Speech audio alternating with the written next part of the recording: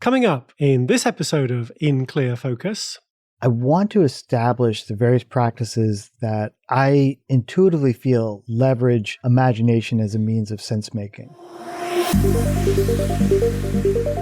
You're listening to In Clear Focus, fresh perspectives on marketing and advertising produced weekly by Big Eye, a strategy-led full-service creative agency growing brands for clients globally. Hello, I'm your host, Adrian Tennant, Chief Strategy Officer. Thank you for joining us for our first episode of 2024, which is the second part of my conversation with polymath Julian Bleecker, widely acknowledged as the originator of design fiction. Today, many leading foresight, insight, and innovation agencies employ the practice of design fiction, helping organizations envision possible futures through the creation of tangible artifacts. Now, if you missed it, I'd recommend listening to last week's episode, in which Julian shares how he developed design fiction and discusses large-scale projects like designing for the future of autonomous vehicles. Today, we'll pick up where we left off, exploring ways in which design fiction can be used to inform strategic decision-making and communications. For this conversation, Julian joined us from his studio in Venice, Los Angeles, California. Today, you lead Near Future Laboratory, a design-led innovation studio working with clients to help them translate abstract strategy into tangible items. You've worked with clients including Amazon, Apple, Google, Meta, IKEA, Walmart, Warner Brothers, Netflix, and even JLo. So, Julian, what does a Near Future Laboratory engagement with a client or organization typically look like? Well, it varies, but the typical thing, like the initial kind of structure is 3 phases. So the first phase is understanding where the organization is and where it desires to go. And we do that through a platform that initially started out as a kind of purely public way in which we did this work, but it became so effective as a way of helping unpack some of the ideas and thoughts and concerns and considerations that an organization has. So we do essentially a general seminar. And it's a workshop kind of context, which is we start going through the futures that they imagine. And when you do that, you start finding ways to kind of represent those futures. And so in some organizations, it's just basically a big, like, here's all the things that we're thinking about. Here's all the places that we're considering going into in our future. Here's our product roadmap. And what they're looking for from us is less tell us what to do next in order to get there. They're looking for the material that's going to augment and help align the teams to the vision so that it feels a little bit more visceral and a little bit more tangible. And that's part of making that translation from, their imagination and their dreams, their hopes, their fears, their desires, their concerns, the challenges they feel they face, finding an effective way to represent that. And that's what I refer to as a design fiction archetype. So the magazine is one particular archetype. Sometimes we'll do something like use the annual report, the typical corporate annual report, as an archetype. So we'll do their annual report from the future and allow them to use that as a way of imagining into and hearing and feeling what that world might look like and what their CEO might say about the organization if they were to get to this future. And then there's the work of actually producing it. So one of the most fun aspects of this is actually producing this material. And by that, I mean material, actually making it. So when we do the magazine or the annual report or the tiny film, actually going through that process and seeing these ideas move from imaginary or even just prosaic things, or metaphorical things. It's kind of like, but okay, let's build that. Let's make that tangible. Let's make that something that you can feel in a way that is different from us saying it, or even different from us putting it up on a whiteboard in a workshop, or, collecting a bunch of Post-its and that kind of thing. Like, doing that next level of translation is the part where things really start coming to life. In addition to commercial collaborations, Near Future Laboratory is the publisher of design fiction books, work kits, and other products. Along with your co-authors, you wrote the Manual of Design Fiction, now in its second edition, I believe. Julian, what prompted you to write the book? Well, I think there was a little bit of an existential component to it, which was I felt like we had, in a humble way, been very articulate about design fiction as a practice. Just as you are in a relatively small corner of the world amongst designers and creatives, and it was gaining some currency, I guess you would say. It was gaining some notoriety, again, amongst 83 people. It wasn't a huge, huge thing.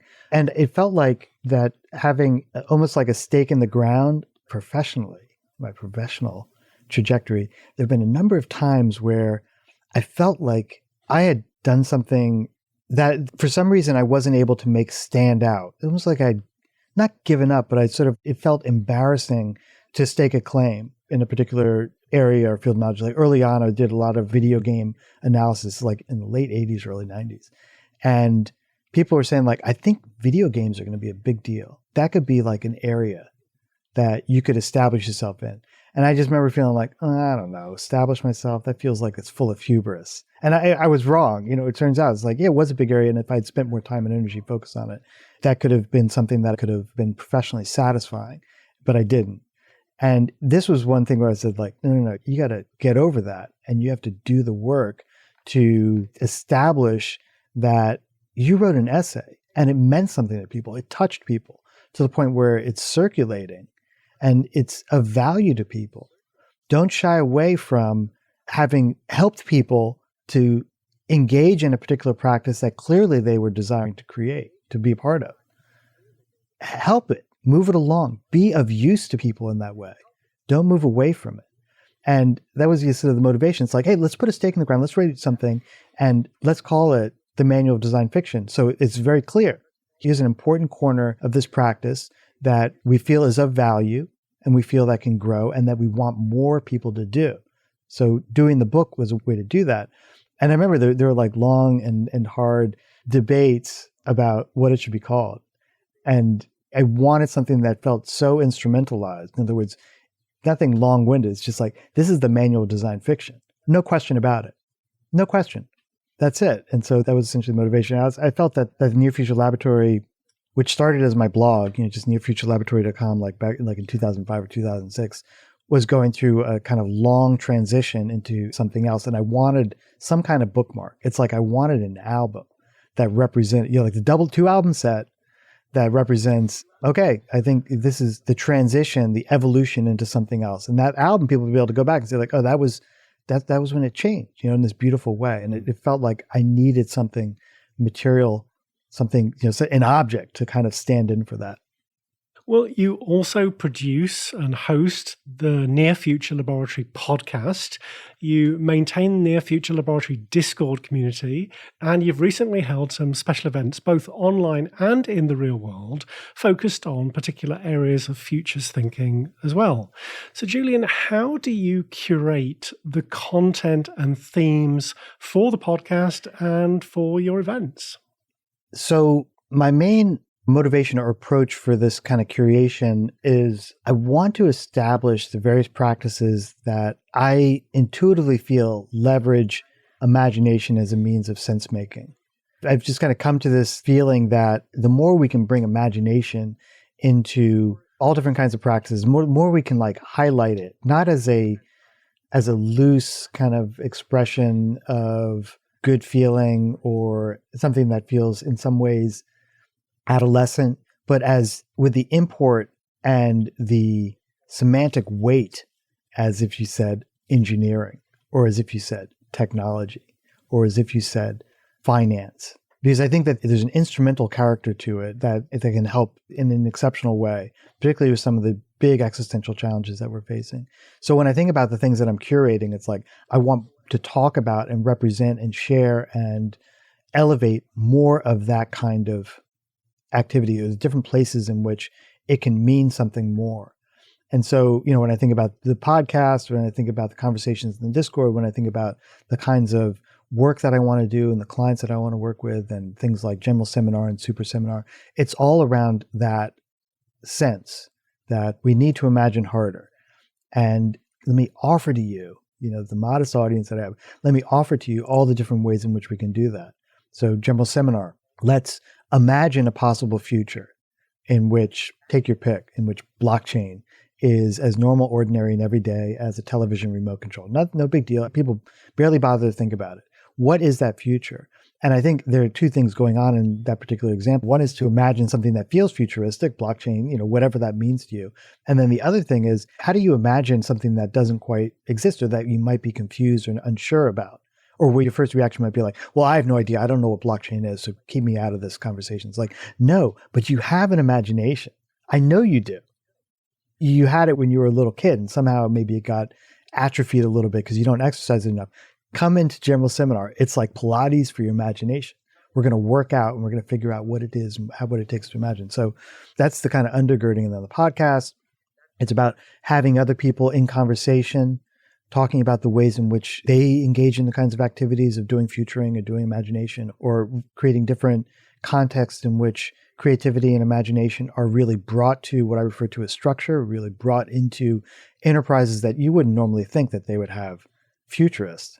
But they do. Okay, so let's talk about that. What is it and how does it operate? And I feel like the more that we have these conversations, the more people hear about it, the more the words are articulated, the more sense is made of what imagination and creativity can bring into the world beyond just what we normally think of, like, artistic practice and these other very important aspects of human creative consciousness, but actually in other areas, in other aspects of the work that we do and the kinds of work that is necessary in order to address some of the existential challenges that we have.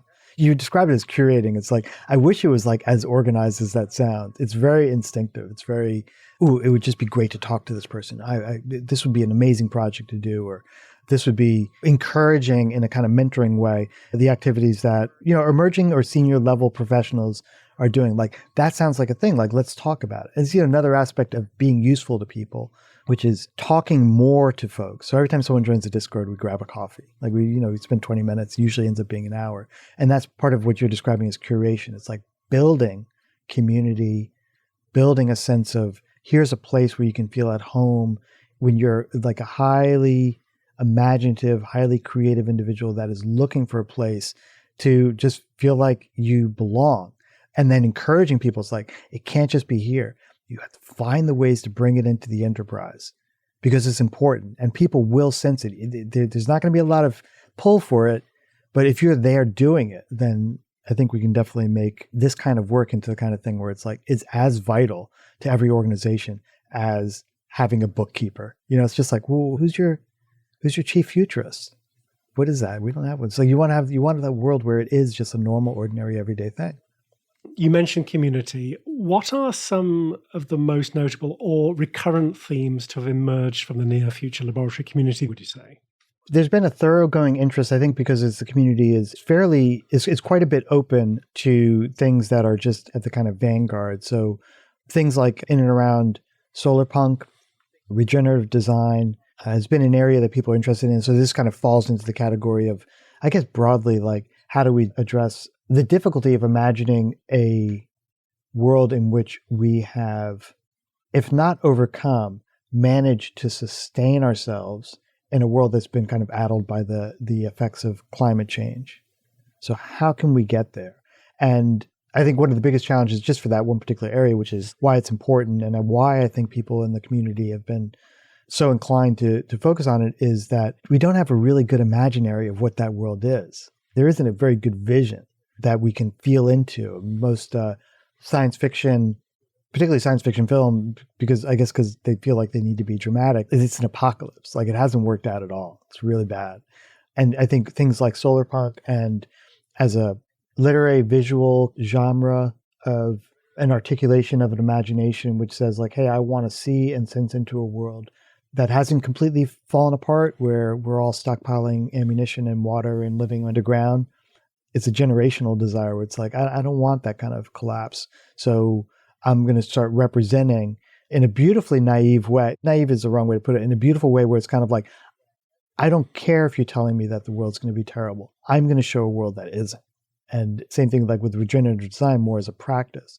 Those have been areas of been interest. There's also a lot of interest in future of work, probably as a result of the challenges of what work is and what it's been through the years of the pandemic and lockdown. People are just sort of wondering, like, what else happens? But I think there's a bigger thing. It's like, as people sense into the ill effects of the confusing distribution of wealth, They want to understand, are there other means and mechanisms of value exchange where I can do the things that I enjoy doing and obtain value from them? In other words, something that comes back to me that I can use for exchange of other things. So maybe it's not cash, I don't know what it is that you get paid for when you do this kind of future of work. But there's been, it's a wonderful kind of open topic, which requires a lot of imagination because we all kind of grown up in a world where work as we understand it in a kind of pedestrian sense, like you go into a job and the organization might be owned by someone else and you feel fortunate to just even be there, but you could be let go at any particular moment. And you're only hoping for places that you work where you feel like you are making a substantial and meaningful contribution. So you are of use and you're not just kind of grinding and toiling away. It's very difficult to imagine alternatives. It's not impossible though.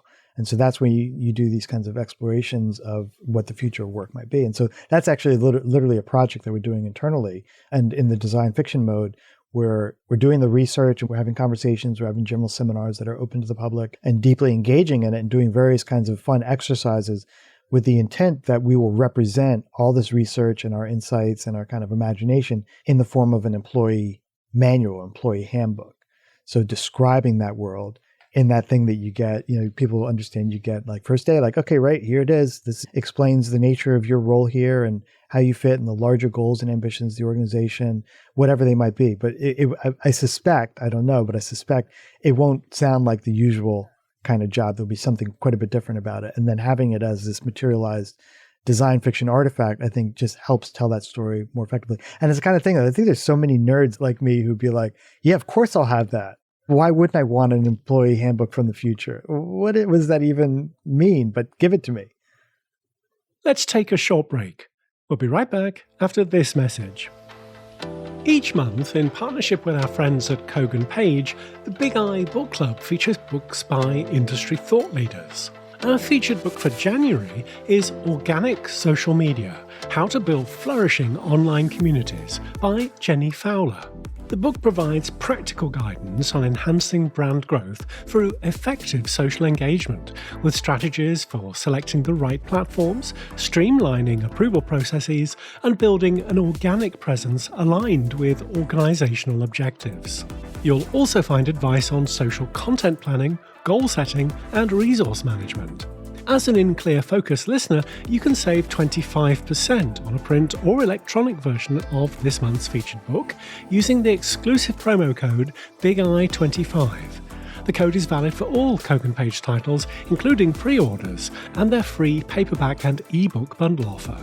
Shipping is always free to the US and UK when you order directly from Kogan Page, and it supports the authors as well. So to order your copy of Organic Social Media, go to koganpage.com. Welcome back. I'm talking with Julian Bleecker, artist, technologist, educator, originator of design fiction, and the founder of Near Future Laboratory. Well, today I'm wearing a pin that came with one of my purchases from the Near Future Laboratory shop, which reads Imagine Harder. Now, one of your recent publications is entitled It's Time to Imagine Harder. In what kinds of ways do you think folks working in marketing and advertising roles could benefit from integrating design fiction practice into their existing creative or research processes? A bunch of different ways. I'll focus on two. One is sort of in the research context, and then the other one is in the creative communications context, so advertising and marketing and I guess PR to a certain extent. So in the research context, I've been on enough like kind of consumer studies boards, just kind of unrelated to anything professional. Just every once and again, someone calls you up and says like, hey, do you drink whiskey?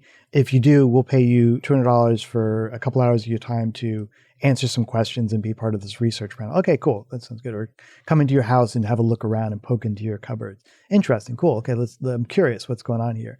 And in the research context, I've experienced projects with clients where they just wanted a little bit more for the thing to be pondered over.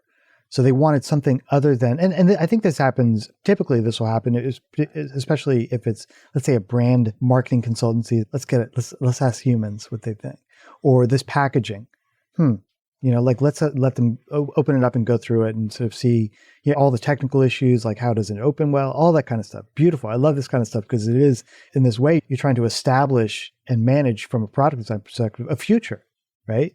It might seem very flat-footed. It might not seem futuristic, but that's what you're trying to do. You're trying to help guide and inform your decision-making with very analytic kind of considerations. And, maybe there's some qualitative stuff there, like, does this tagline make you feel happy or anxious or, whatever. It's like, okay, that's useful stuff.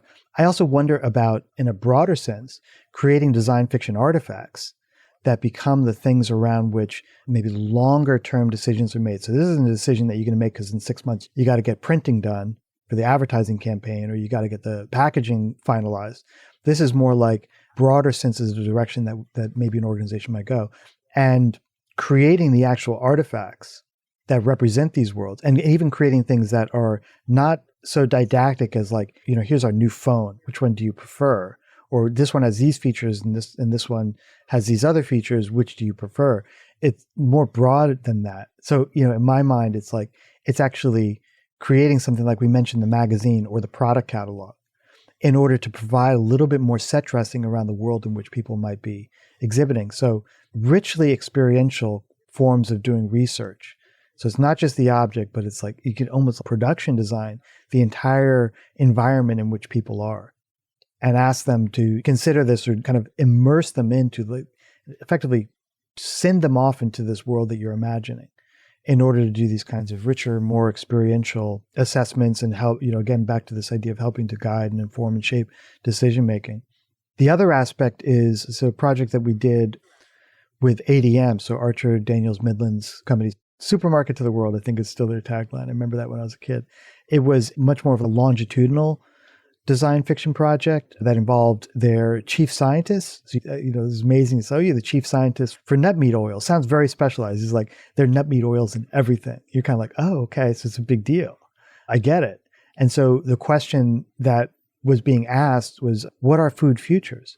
And ADM wanted a way to represent that they were thinking deeply about these things. We're not just an old line kind of brand that just grinds out ingredients. We do a lot of research work. We've invested heavily in trying to think about the things that are going to feed the world and how we're going to actually do that.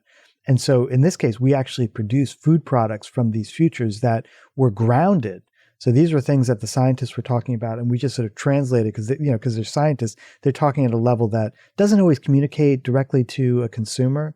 So you have to translate it into like, what is that in some kind of future? What does it look like? And how is it packaged? How is it represented? So actually creating these artifacts, these food artifacts, and some of which they actually produced. And the idea was that, they were edible and they weren't horrible. It wasn't like a bar of pure protein or something like that. It helped them, and it helped their sales channels to represent to their major clients. It's like, it was the more effective form of swag. It wasn't just like, here's a ball cap and here's a hoodie. It was like, here are some things that we're actually thinking about. We're not actually the final manufacturer, but here are some things that are kind of in and around the world you, Nabisco, and the world that you're in could represent. And it was like, actual packaged things. And then we also worked with them to create a vending machine. And the idea with the vending machine was that this was something that provided a context in which other people could experience it. Like, there it is. What is this thing? What are these products? And it takes you into that future. The design fiction is the materialization of possible futures in a particular form. And this became that sort of container for it. Julian, what's next for you and the Near Future Laboratory? Now, I refer to this like Evolution 3. So Evolution 1 was, my blog back when people used that. Evolution 2 was a bit like a bunch of guys who kind of hung out and occasionally did a project together, enjoyed each other's company to the degree that we were, we all sort of felt that this genre of doing design work, futures work was compelling and was effective and it was fun. So I sometimes refer to this as like the dad band phase. Like, it's a bunch of dudes hanging out in a garage and kind of playing instruments together and occasionally doing a little show at the corner bar or playing at someone's bar mitzvah or whatever it might be.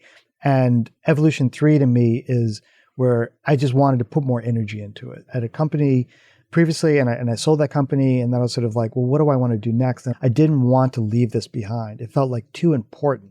And once I felt into the value of it, not just as an approach to doing business, not just as a design approach that maybe I could corner a little bit of the very small part of the marketplace. I felt like it was much more significant than that, because there was this undergirding sense that I felt very strongly that was able to bring imagination back to the table. And I had gone through, like a phase that I think very many people went to, where there's a lot of imagination out there that was being brought to things like the evolution in technology and the internet. And at some point, imagination kind of got beaten down. It's almost as if structure, the other side, part of it was like, well, okay, cool. We figured out how this internet thing is going to work best. It's going to be very much transactional. It's going to be an opportunity for connecting people in marketplaces. And that's all cool. Like, I'm not anti that. I mean, I had a company that was a commercial company and it sold a product and it made very good use of the internet in that way. What I felt like is like we need another sort of ignite a kind of renaissance of creativity to find the ways in which we can evolve and develop and imagine into the next iteration of a more habitable world. And I felt that was such a passion that it's like, okay, I need to put more energy. I need to put 150% into what Near Future Laboratory is. And that's the project now. And I recognize that can happen. I think that can happen most effectively, particularly that sensibility, if Near Future Laboratory is more like a traveling music festival than just, like a small studio with a few people kind of working earnestly in a very kind of modernist mode of, okay, let's get clients. Cool. What are our billings? Like, we're trying to annual run rate are we going for? Not that stuff isn't important and not that I don't focus on it, but before I focus on that, it's almost like proselytizing. It's time to imagine harder. And here's a way in which I can do it. And one of the ways in which you can proselytize, I guess, and I'm not a very religious guy, but you kind of get the word out there, is like you open it up.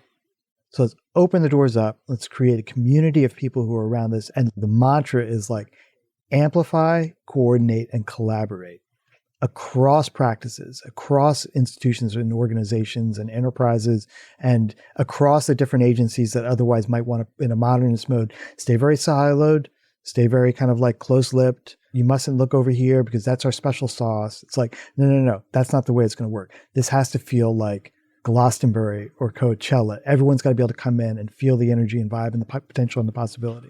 That's essentially the future of it, starting with community, starting with growing people's sense of being able to participate in whatever Near Future Laboratory means to them, and then continue to evolve and develop and introduce and draw the practice into the very large organizations that are the ones that we're going to need, that are going to have to help us create a more habitable world. Because, I can't do it alone. And I don't think any, small individual studio can do it alone. We can create the vibe, essentially create the genre, to use the music form. Create the genre. Now everyone's got to really feel into it and everyone's got to enjoy it. And it's like, oh, you know what? I'm going to try to create my own remix of what you guys did. Beautiful. Great. That's what we want. We want this to grow. Julian, if In Clear Focus listeners would like to learn more about you and your work with Near Future Laboratory, maybe participate in a general seminar, what's the best way to do so? The first best way is to read the books. And so that's why I created the big box of design fiction, which includes 3 of the main books that I think give one a really good sense of what we're trying to do and how we're trying to do it. So it's the Manual of Design Fiction. It's Time to Imagine Harder, which I refer to as the Reader's Guide to the Manual of Design Fiction. So why design fiction? And then TBD Catalog, which I think is probably the best example of what design fiction looks, feels, and kind of senses like. And then I refer to the Manual of Design Fiction. It's like the world's first book to come with community.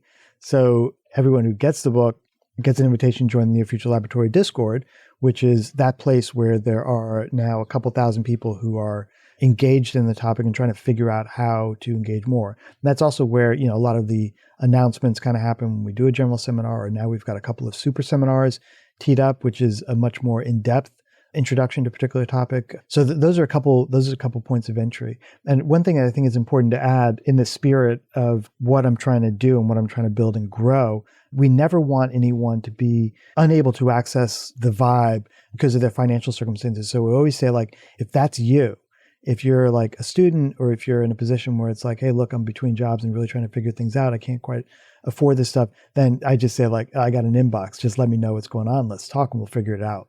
And so I think those are other ways in which, a variety of tiers. I do expect people who are kind of professionals in the practice, who essentially have jobs. It's like, look, there's value in this material. There's value in it. And I expect value back from, we poured in. It's like, it's a very simple exchange. And just because it sort of falls in the category, it's like, well, it's just knowledge. Can't you just send me the PDF? It's like, no. That's not how this game works. Nothing's for free. You got to bring something to it. And that might mean participating actively in what we're doing and what we're trying to build and trying to grow in some fashion that we can talk about how you can do that. the money that you would spend to get the big box of design fiction is probably less than you spend on coffee in a week. So put it in those terms. So let us know that this is meaningful to you and that it's unique and it's something that isn't meant to just be kind of given away because you have to feel enough into it. And if you don't feel into it, that's also cool. That's fine. Then it's not for you. And we'll also include links to the Near Future Laboratory website, the podcast, and the shop where folks can find your design fiction books and related products to help us all imagine harder. Julian, thank you very much for being our guest on In Clear Focus. It's my pleasure. Super fun talking to you. Thanks again to my guest, Julian Bleecker, design fiction pioneer and the founder of Near Future Laboratory. As always, you'll find a full transcript of our conversation, along with links to the resources we discussed, on the Big Eye website at bigeyeagency.com. Just select podcast from the menu. Thanks for listening to In Clear Focus, produced by Big Eye. I've been your host, Adrian Tennant. Until next week, goodbye.